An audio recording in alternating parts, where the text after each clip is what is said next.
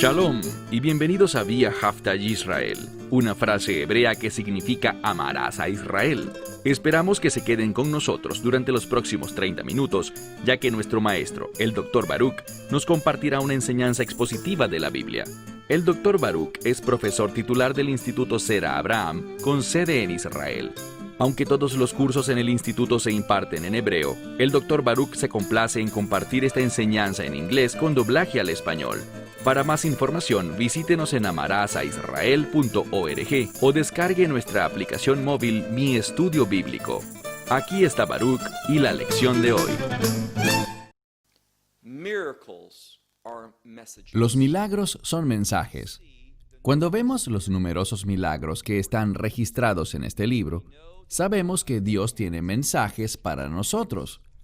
Como he dicho en muchas ocasiones, los milagros son ayudas visuales de Dios, no con el propósito de demostrar que Dios tiene poder, que Él es capaz de restaurar y sanar, sino que los milagros usualmente tienen un mensaje adicional, que nos brinda más información a nosotros, y no solo que servimos a un Dios poderoso, que servimos a un Dios que se preocupa por su pueblo, uno que mira nuestros problemas, dolores y necesidades y se puede mover para traernos paz.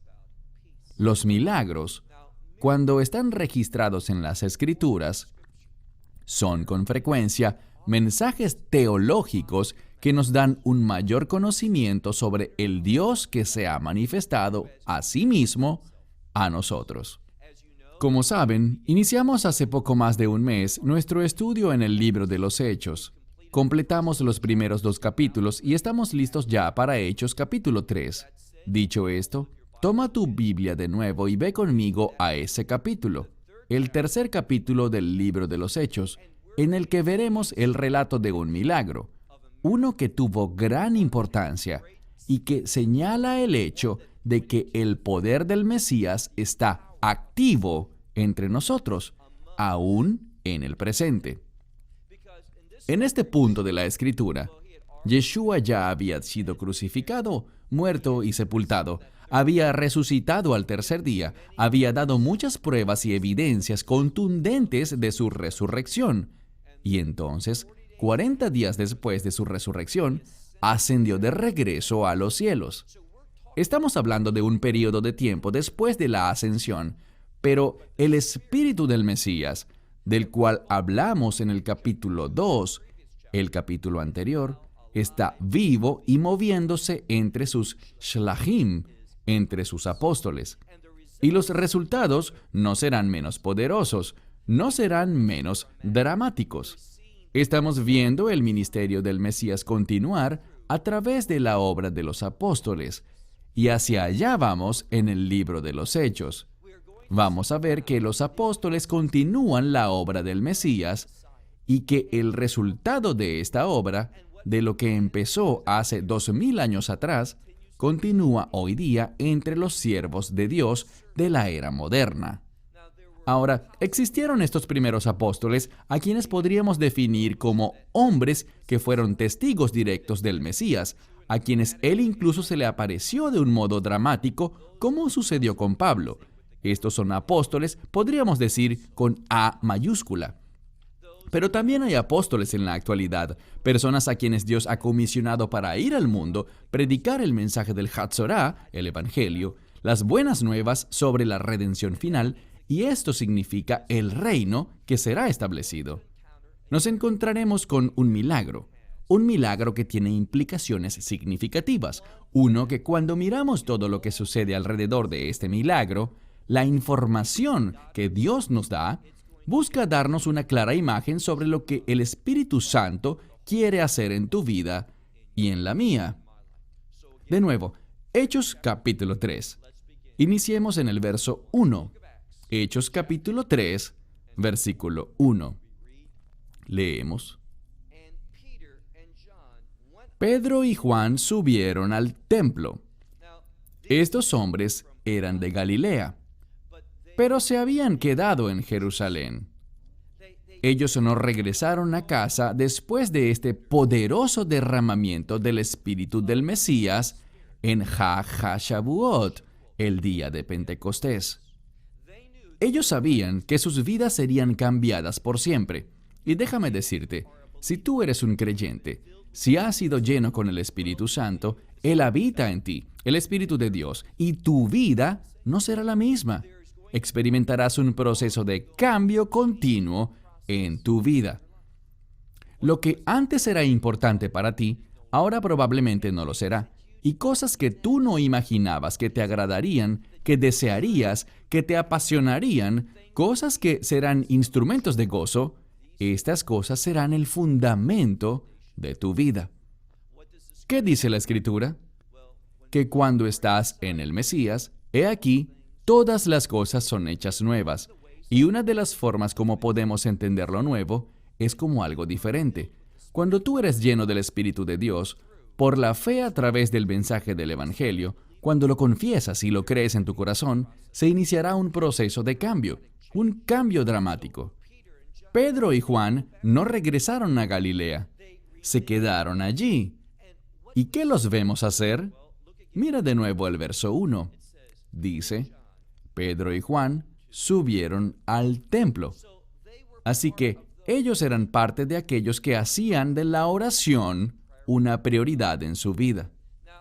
No estoy seguro si ellos tenían esta costumbre antes de su encuentro con Yeshua, pero ciertamente lo que la Escritura nos dice es que había una consistencia en su vida de oración. Y noten que lo hacían dentro de la mayor comunidad judía.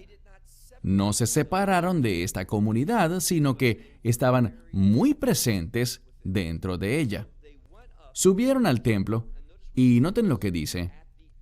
A la hora de la oración. ¿De qué oración hablamos? Si sigues leyendo, descubrirás que es la hora novena. Esto nos dice algo. Sabemos a qué oración específica se referían. En el judaísmo, en un día típico existen 3 momentos para la oración. Lo sabemos, es bíblico, porque si miramos el libro de Daniel, te darás cuenta de que Daniel también oraba 3 veces al día.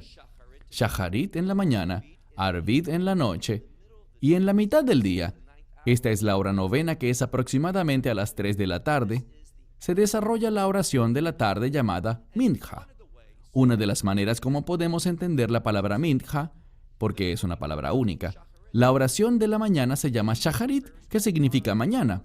La oración de la noche se llama Arvid, que significa noche. Pero la oración del mediodía o de la tarde es llamada Minja, que no significa tarde, sino que significa regalo. ¿Y por qué será? Lo que un rabino te diría sobre la oración es esto. Es fácil orar la oración del Shacharit, porque es lo primero que haces en el día. No haces nada más hasta que completas esta oración. Entonces siempre la terminas. Y la oración de la noche, bueno, es breve, la haces al final del día y por lo tanto la haces antes de irte a dormir y es una de las últimas cosas que haces. Esta también es fácil de hacer, pero es esta minja, esta oración de la tarde, en la que tienes que interrumpir tu día. Y por esto es que se llama minja, porque minja, en este contexto, puede significar regalo, como matiná en hebreo. Es una oración importante y es vista como una ofrenda especial, un regalo para Dios, en el que interrumpes tu día con el fin de alabar a Dios, de honrarle, de llenarlo de alabanzas.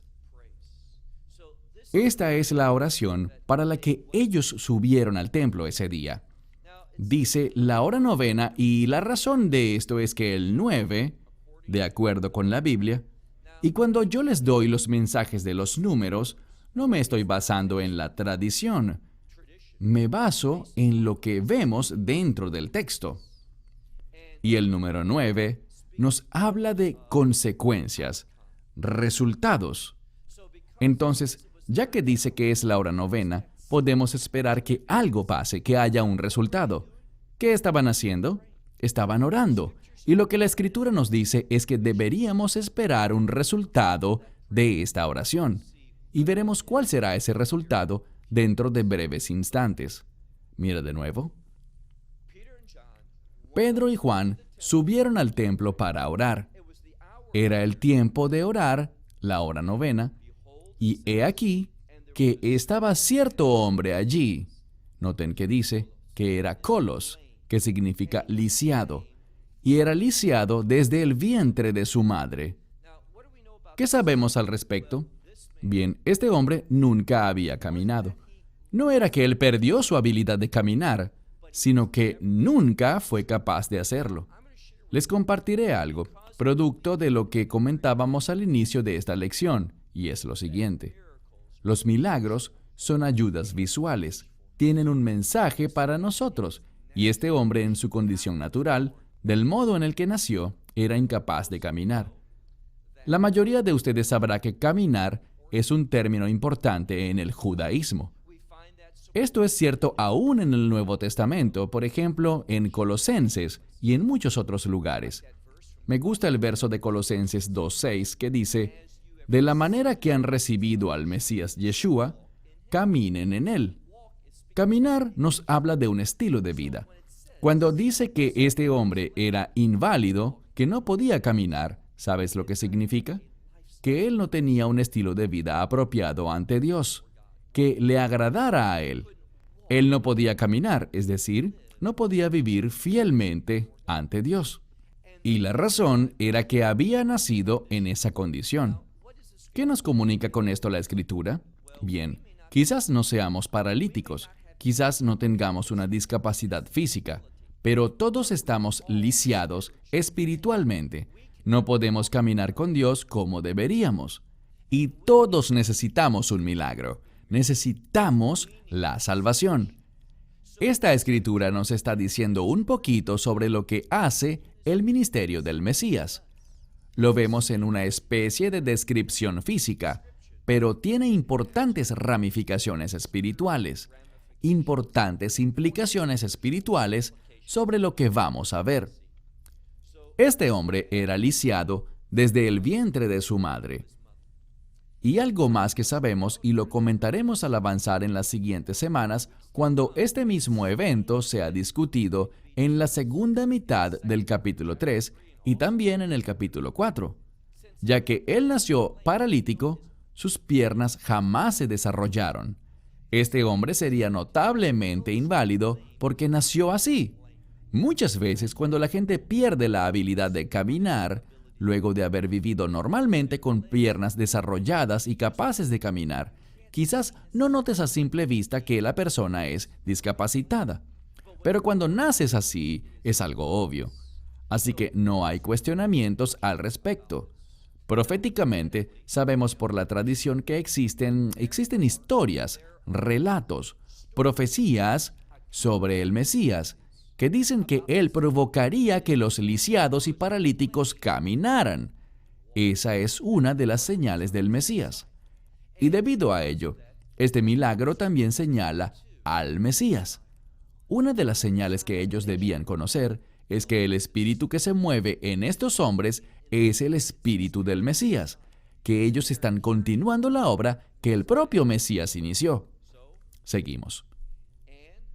Y estaba cierto hombre paralítico, lisiado desde el vientre de su madre, y lo sentaron, es decir, acostumbraban a cargarlo, trasladarlo y sentarlo cada día a la puerta, o quizás tu Biblia diga portón, y veremos que habrá un cambio en las palabras dentro de unos minutos. Por ahora, solo recuerda esta palabra, tira en griego, que habla sobre una puerta, abertura, entrada o portón. Pero es una palabra especial en este contexto porque veremos un cambio dentro de unos minutos, hacia el final de nuestro estudio. Entonces, unos hombres acostumbraban a cargarlo y sentarlo cada día.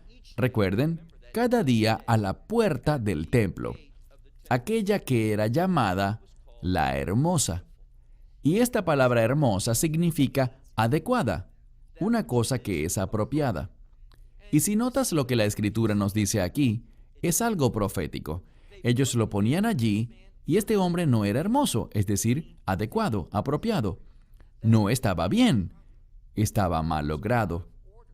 Porque los hombres normalmente deberían caminar y él no podía. Pero la palabra hermosa significa algo que es resultado de un deseo, de una acción voluntaria. Esta palabra significa que algo era deseado y cuando se cumplió, cuando se hizo realidad, cuando los resultados son apropiados, tal como lo querías, usamos esta palabra. Este hombre estaba sentado en un lugar que de cierto modo era incoherente, porque él era el anuncio publicitario de exactamente lo opuesto a lo que esa puerta representaba. Pero de nuevo, Dios mira, y lo que la Escritura dice es esto: Dios nos mira y nos ve no necesariamente como somos hoy en día, sino como seremos después de que Él haga su obra en nuestras vidas. Y noten lo que Él hacía normalmente en esta puerta llamada la Hermosa. Él acostumbraba a pedir, y la palabra aquí, que sería trumot en hebreo, aquí leemos en griego. El término probablemente en tu Biblia se traduce como limosnas. Él pedía donativos a la gente, que le pudieran dar algo debido a su condición. No podía caminar, estaba paralizado, por lo que pedía ayuda para poderse sostener. Entonces, esta es la tradición y es una que se mantiene hoy en día. Si vas al Muro de los Lamentos en Jerusalén, encontrarás a muchas personas pidiendo donaciones, lo que es conocido como sedaca. Si vas a una sinagoga en cualquier parte del mundo, durante esos 3 tiempos de oración, si vas allí no solo en Shabbat, sino cualquier otro día, con frecuencia verás a gente que se te acercará con el fin de pedirte ayuda financiera. Y la tradición es que como vas a orar a Dios, quieres que Dios responda a tus oraciones, quieres que Dios te responda a ti, entonces primero debes responder al pedido de alguien más. Este hombre estaba allí cada día pidiendo donaciones. Y noten lo que dice. Él pedía limosnas a todo el que entraba al templo. Y noten, leemos aquí, que de repente, o he aquí, llegaron Pedro y Juan, y ellos estaban por entrar al templo. Este hombre le pidió sedaca, un donativo, a ellos. Esta es la implicación. Y noten lo que ocurre. Dice pero. Lo que pero significa es una conjunción de la que hablaré más en las próximas semanas. Significa algo que está en conflicto, en contraste, algo que si tú vas en una dirección, esto viene en dirección opuesta. Este hombre estaba esperando lo normal, estaba esperando lo acostumbrado. Él pensaba, bien, estos hombres están llegando, les voy a pedir algo, y ellos responderán. Pero noten lo que ocurrió después. Leemos. Pero Pedro y Juan lo vieron.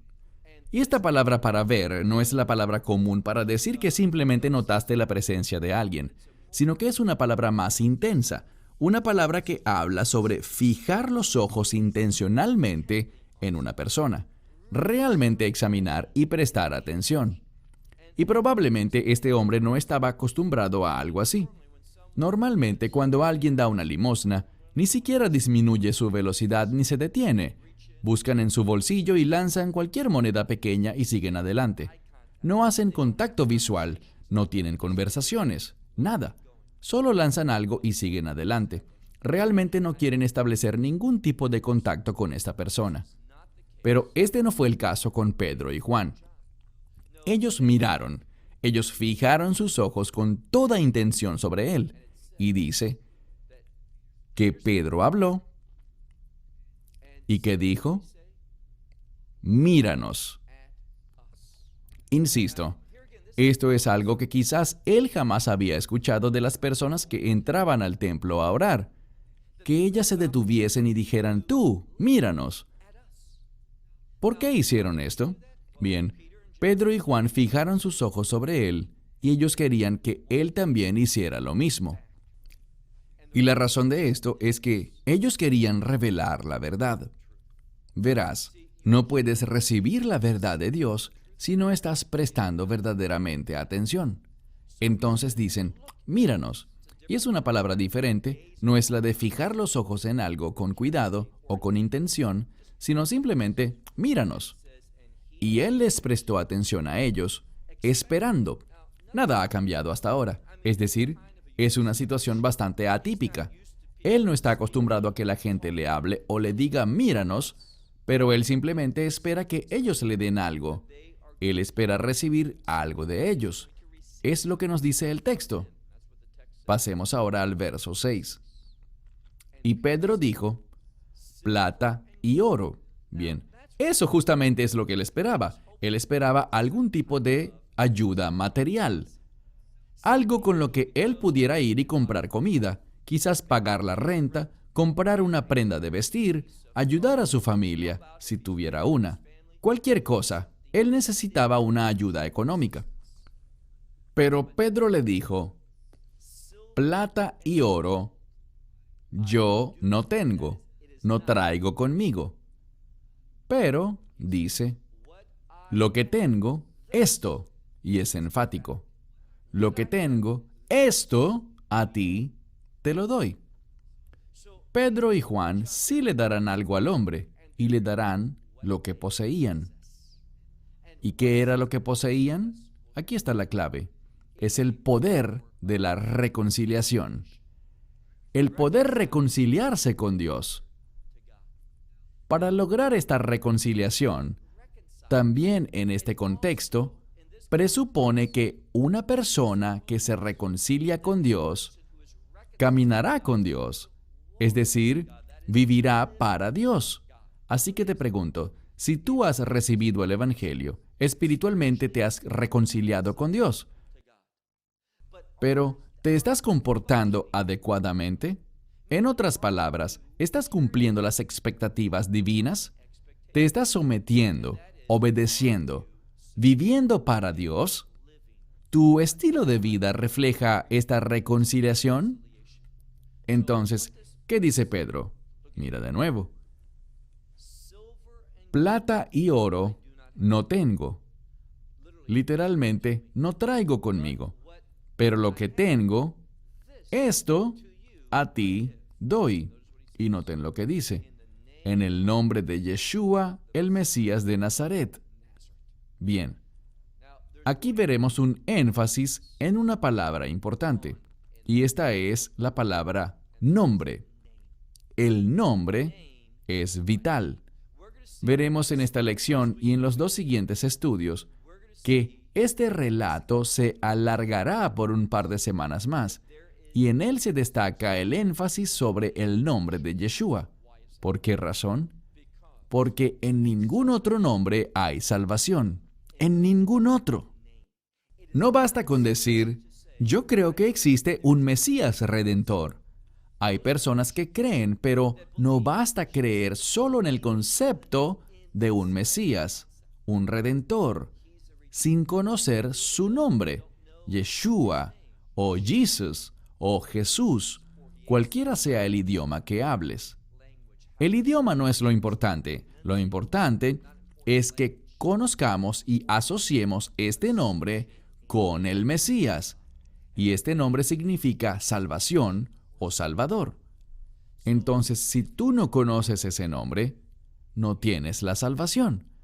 No hay nadie que haya sido salvo que no haya clamado con un entendimiento adecuado, con la intención correcta, el nombre de Yeshua, Jesus o Jesús, cualquiera sea el idioma que hables. El énfasis es este. Mira de nuevo el verso 6.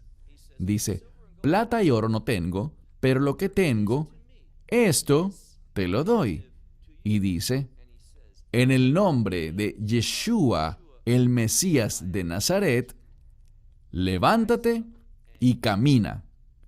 Él dice, levántate, pero también es una palabra que tiene que ver con resurrección. Y esta palabra, como he dicho anteriormente, la resurrección es el reino. Así que cuando dice levántate y camina, la intención aquí es, vive una vida de reino. Es un llamado a cambiar. Y vamos a ver en las próximas semanas que este hombre atravesó numerosos cambios. Y esto iniciará hoy de inmediato porque dice, levántate y camina. Y noten lo que relata la Escritura. Y tomándole por su mano derecha. Bien, esto debería recalcar lo que ya hemos comentado. Este hombre que nació paralítico nunca ha podido caminar en toda su vida. Sus piernas, quiero decir, levántate. Él lo intentaba, pero sus piernas estaban deformes, eran todas torcidas. Así que Pedro lo toma con su mano derecha y empieza a ayudarlo.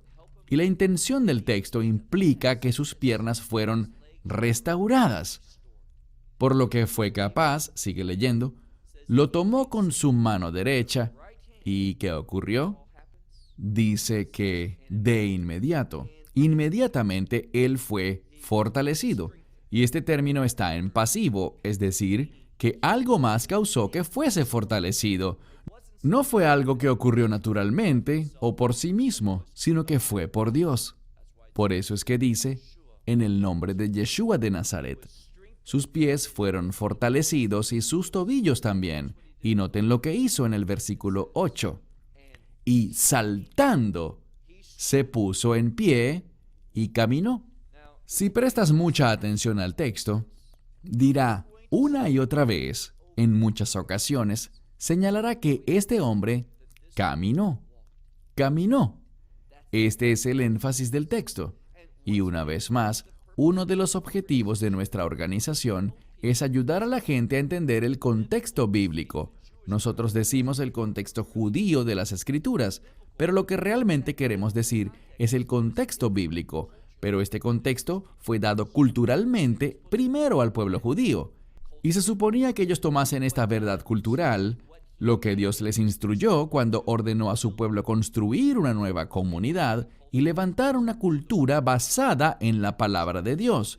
Se suponía que Israel demostrara esto, compartiera esto y enseñara esto. En eso consiste aquello de ser luz a las naciones. Todo este énfasis en caminar tiene que ver con el estilo de vida. Entonces, él se levantó, se puso en pie, alabando a Dios. Es lo que nos dirá en unos minutos. Pero él saltó, se puso en pie y caminó, y entró con ellos al templo. Lo que esto muestra es una respuesta adecuada. Él recibió la sanidad, recibió restauración, él fue puesto de vuelta en el plan original de Dios, para el cual él lo había diseñado. Bien, lo mismo puede decirse de nosotros. Este milagro hace una especie de paralelo con nuestra experiencia espiritual. Nosotros éramos espiritualmente discapacitados. No podíamos caminar con Dios, así que Él nos sanó. Y encontramos fuerza para ahora servir a Dios, hacer su voluntad. Y noten lo que primero se menciona aquí. Él se levanta y ¿a dónde va? Él se va con ellos. Noten lo que dice. Él entra con ellos al templo. ¿Por qué esto es importante? Bien, es importante porque Él entra con ellos al templo y noten lo que dice. Caminando y saltando, y aquí está, alabando a Dios. Este hombre no había caminado nunca en su vida. ¿Puedes imaginar su emoción?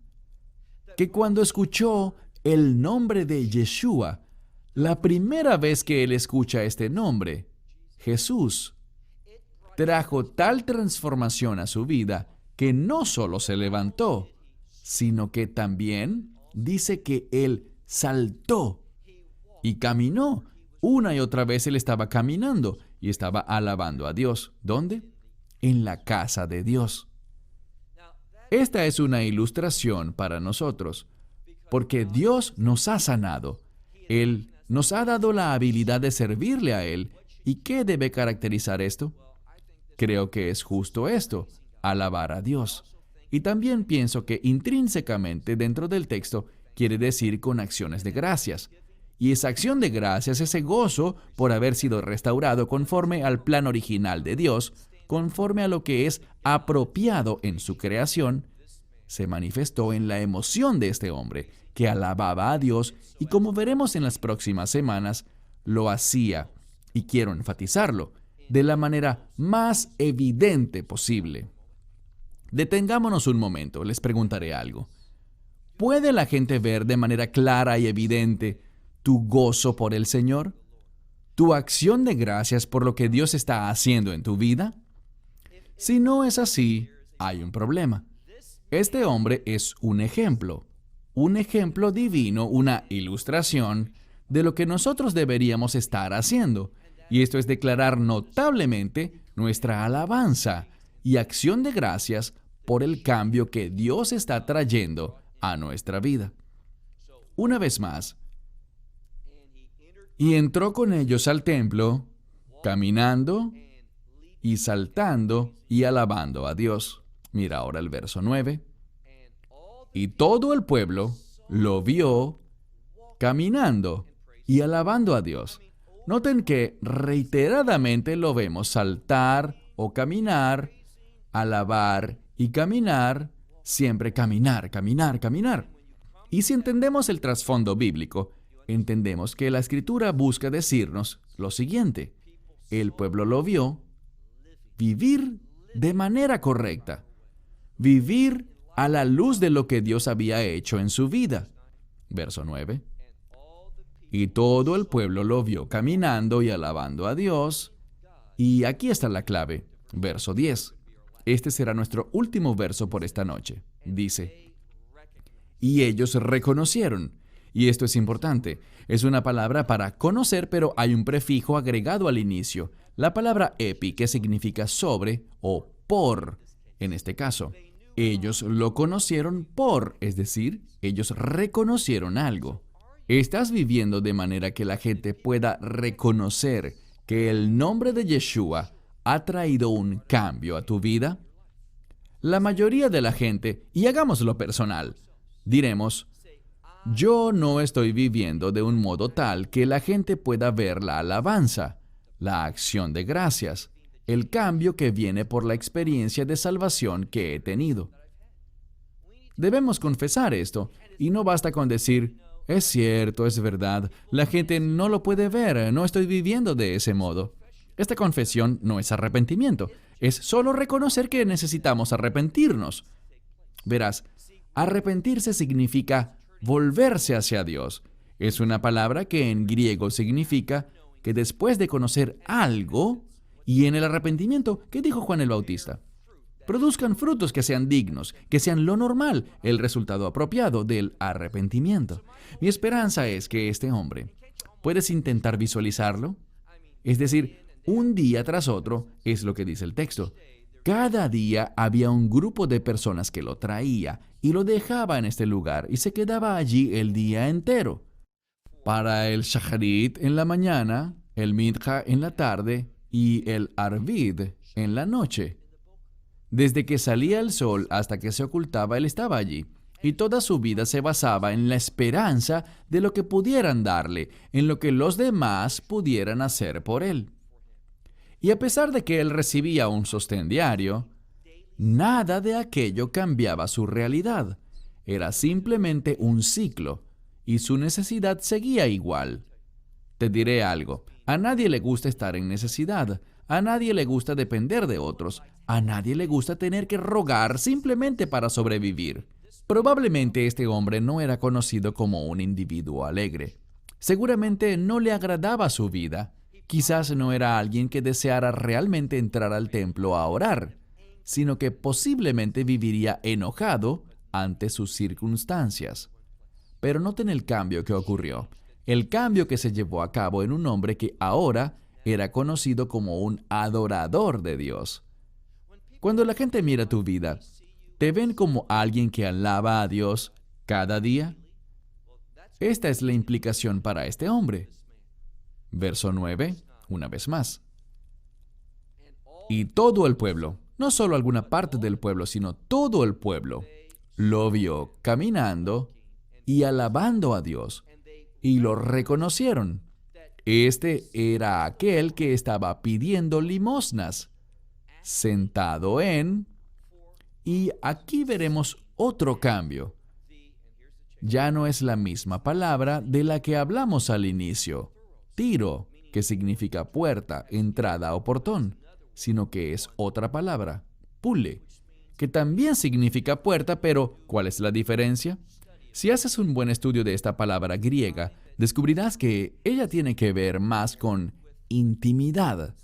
Es decir, la primera palabra tiene que ver con una entrada de cualquier tipo, y el énfasis está simplemente en el lugar, es decir, en cómo luce esa ubicación, esa localidad.